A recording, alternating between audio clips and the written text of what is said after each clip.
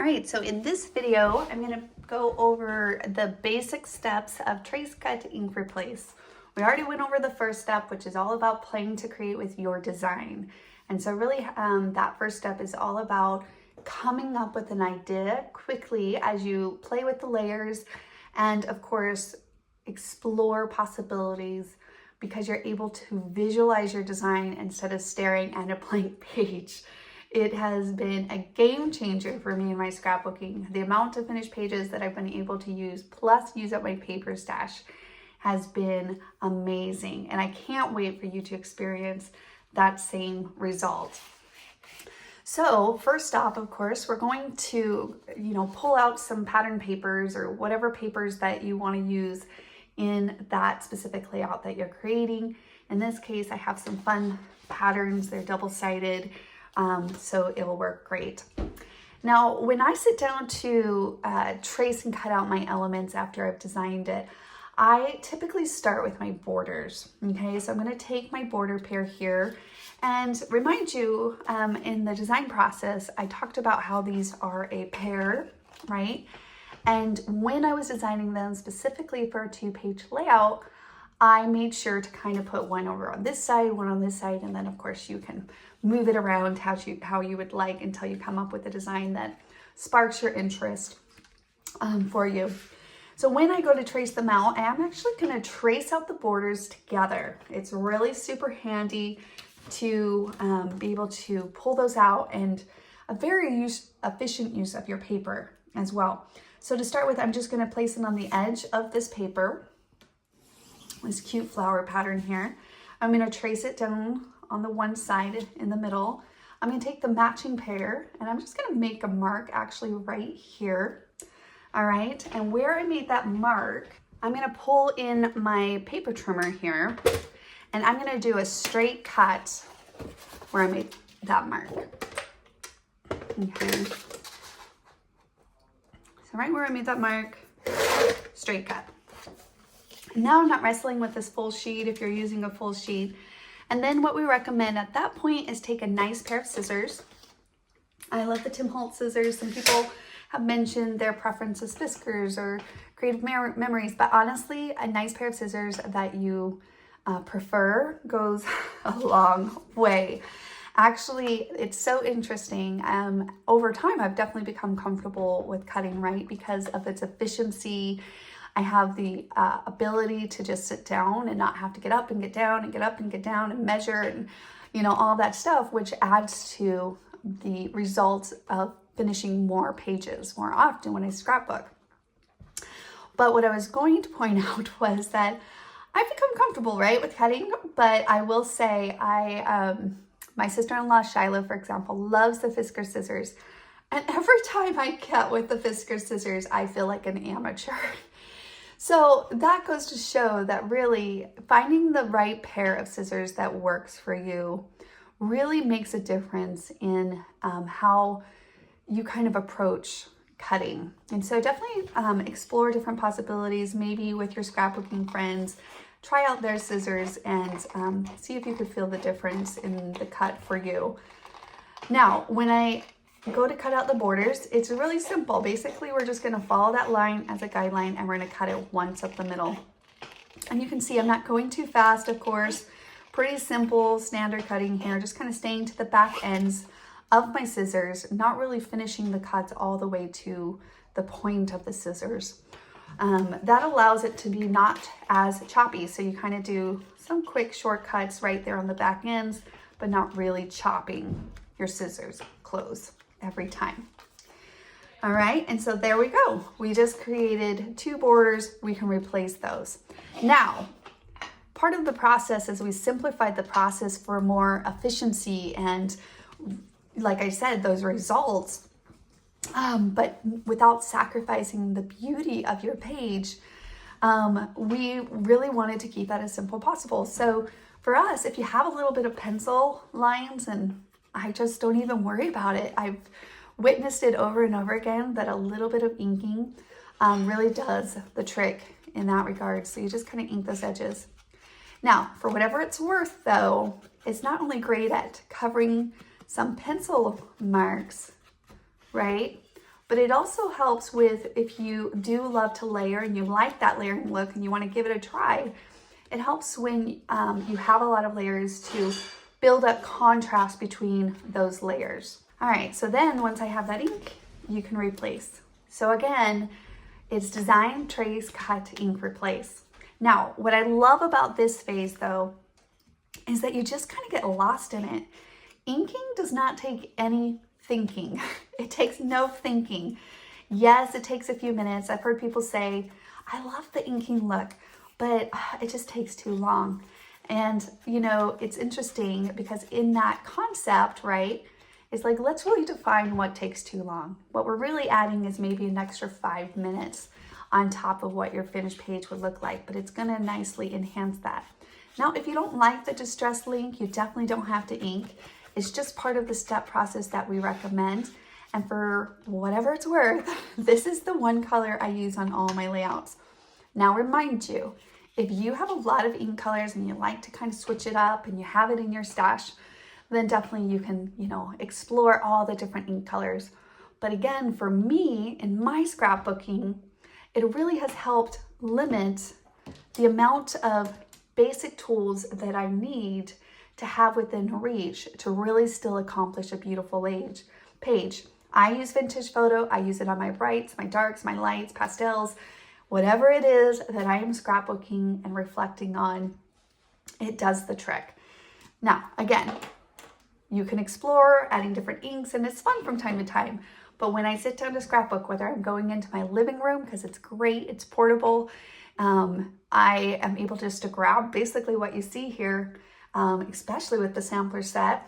I grab a sampler set, and as I mentioned, even down to what's included in the sampler sketchbook, and just really proves the amount of versatility, just one set, right? This is just one set, and exploring different design options that can really, show you how many pages you can complete. Okay, so that is the border. Now, really quickly, I do want to cut out something a little bit more intricate, right? Because that can be a little concerning, like, well, is this gonna be like really time consuming or fussy cutting? Well, let's go ahead and take another layer. Let's take this fun, I don't know what you call it, flower, an element, a splurt. I really don't really call it a flower or anything like that because could be whatever design element. It really is about what paper you're using. So if you just need a fun decorative element on a page, it is fun to add this. It adds a lot of movement and playfulness to your page.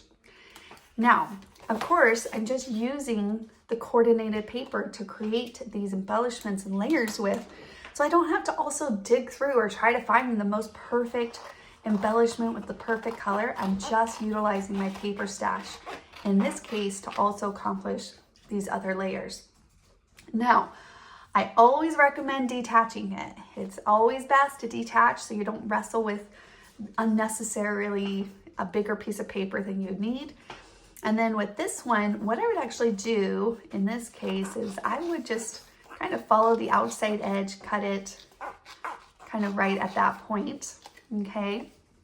And let me pull back in my paper here so I can have something to drop my clips on. And this one, I would shift my cutting approach and do more of a clipping approach here. And so I'm just gonna kind of glide that through.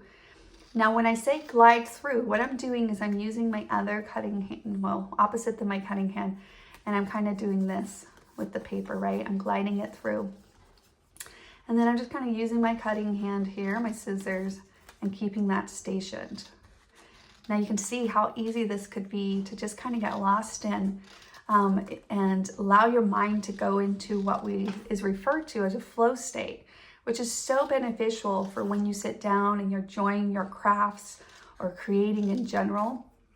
To find yourself in that flow state, it's very good for your emotional, mental, all the above state. And so not only can you finish a page, right, that and enjoy this beautiful hobby, but then reap in all the rewards that this hobby has to offer you as well for your own health, hope, and happiness.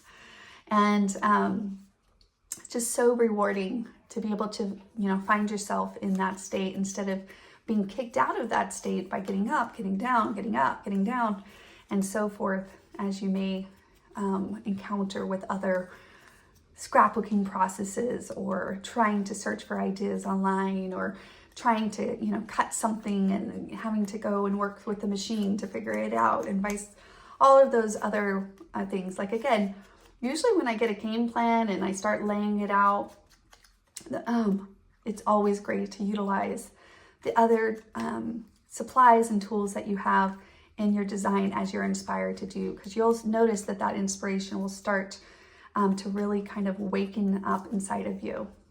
All right, so then I just ink those edges. Anytime I have like a circle pattern like this, I always like to just bend it. It's super satisfying to me, which is why I'm doing it. And then of course we would replace that on our page. And so get minimal scraps. Like I said, very efficient use of your paper.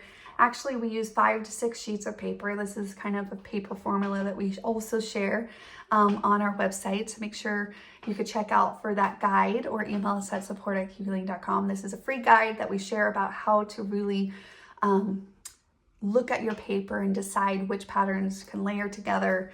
That is super helpful to use up your paper stash. So definitely make sure to check that out. All right, so the whole concept here is to just kind of repeat. So you could take another layer, right? And if you're using double-sided paper, for example, now remind you, we're using only a few sheets of paper here. And if you're using double-sided, it really minimizes how much paper you'll need. You could flip that over and then start that process again. So you can trace, take your matching piece, right, on your borders, and then trace that out as well. And so such an easy process. And then I would, of course, line that up, make a mark, right? And then let's go ahead and finish this last cut. But hopefully at this point you got the idea. And if you guys have any questions, of course, we are more than happy to help however we can. So feel free to email us at support@kiwilane.com. Feel free to visit us in our Facebook group, Simplify Scrapbooking with Kiwilane. And any of our members or customers are always willing to answer questions as well, kind of with their own experiences.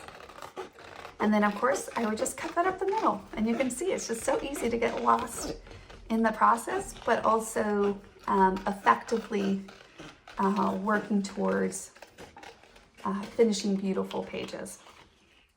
And then of course I would ink that, hide any blemishes, pencil line, you know, things like that.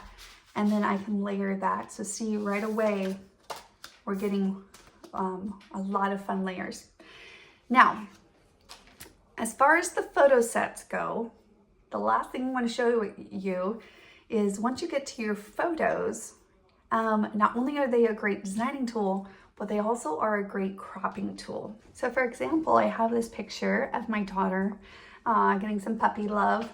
And so I can test out before I again start chopping into my pictures, would I be okay cropping that down to a 4x4? Would I like to go even smaller, say to a 3x3? And you can see what you're actually capturing in that picture. And then at that point, depending on the size, I do take pencil. If it's a darker picture, you might need to take a white pencil. And then I just make a mark, and where I make those marks, I know how to crop down my picture, taking away a little bit of the guessing game that often sometimes we do with our pictures.